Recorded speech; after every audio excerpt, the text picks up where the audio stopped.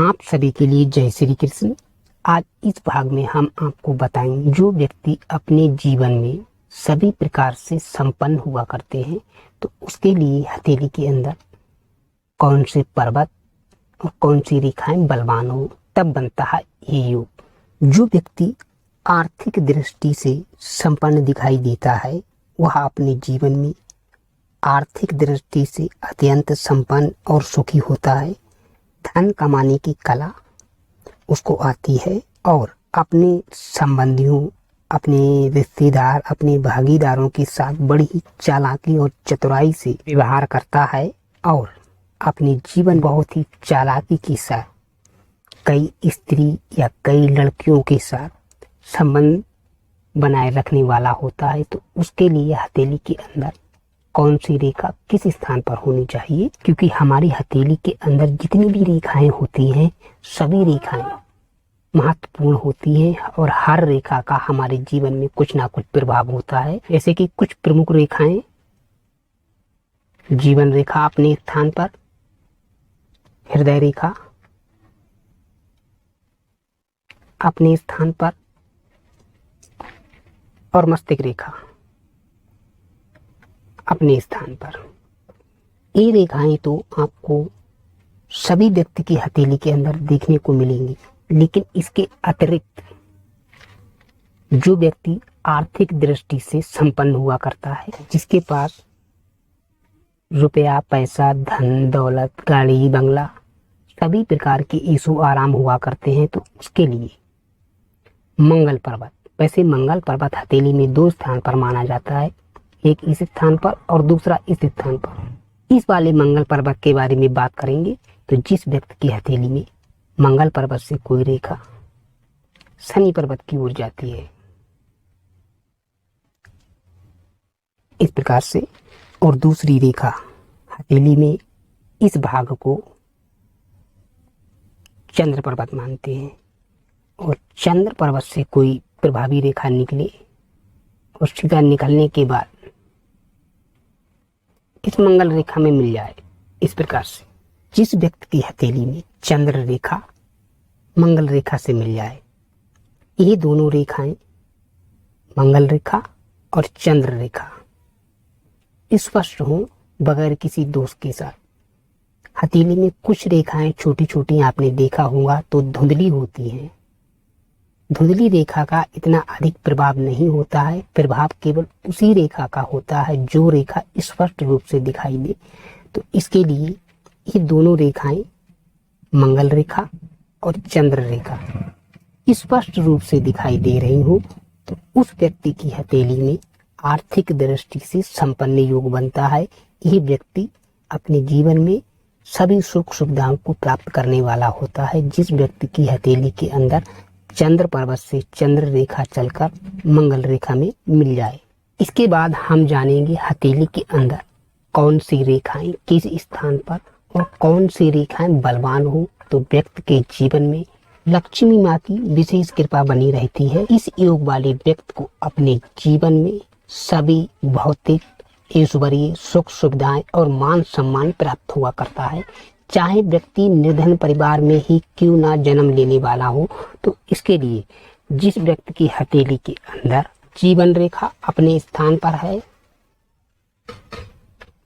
यह जीवन रेखा बलवान स्थिति में हो, कहीं से खंडित ना हो, इस जीवन रेखा के लिए कोई दूसरी छोटी छोटी रेखाएं कहीं से भी क्रॉस ना करती हो, कहीं से इसके ऊपर कोई दाग बिंदु, क्रॉस का बिंदु कहीं से खंडित ना हो।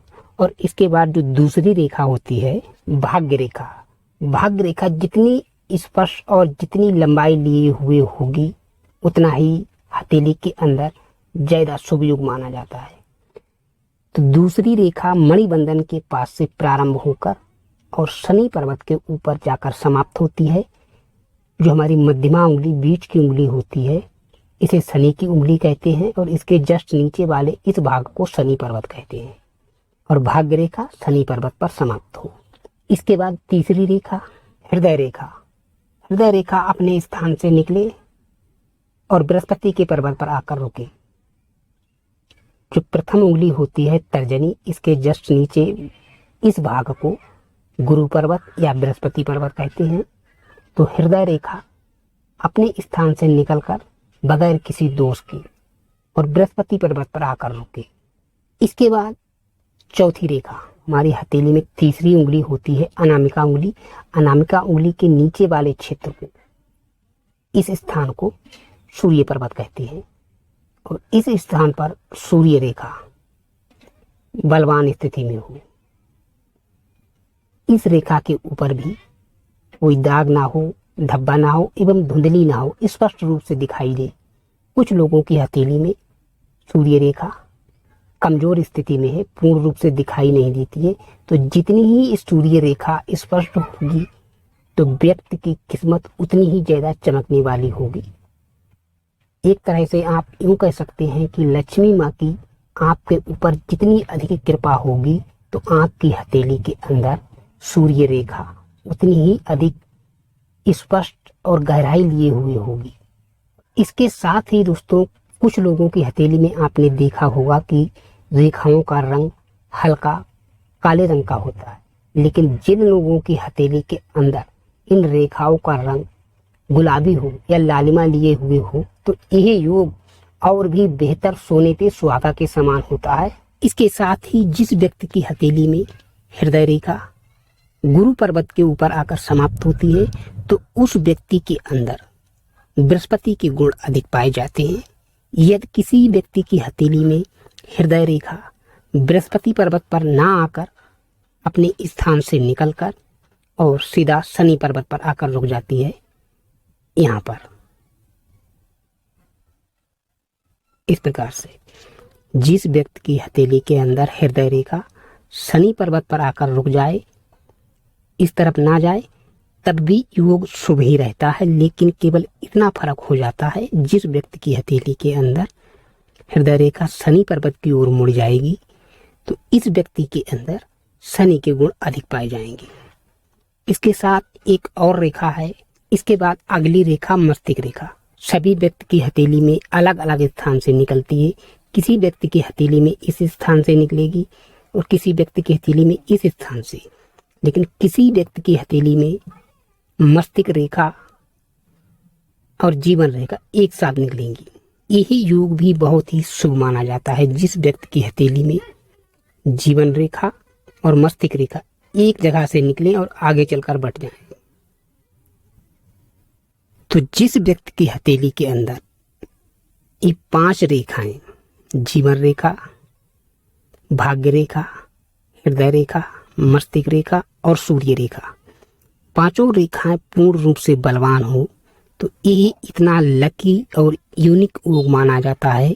इस योग वाले व्यक्ति को अपने जीवन में अतुल्य यानी इतनी संपत्ति मिला करती है। इस व्यक्ति के पास इतना धन, इतनी दौलत हुआ करती है कि इस व्यक्ति की धन दौलत का यदि आप आंकड़ा लगाना चाहें तो ये असंभव हुआ करता है। एक तरह से ये योग वाला व्यक्ति बहुत ही धनवान हुआ करता है। इस व्यक्ति के ऊपर साक्षात लक्ष्मी माँ की असीम कृपा हुआ करती है। भौतिक दृष्टि से इस व्यक्ति के जीवन जो भी इच्छाएं हैं, एक तरह से आप यूं कह सकते हैं कि इस व्यक्ति के जीवन में इसकी सभी इच्छाएं पूर्ण हुआ करती हैं और समाज के अंदर इस व्यक्ति को इतना मान सम्मान मिला करता है उम्मीद से भी ज्यादा।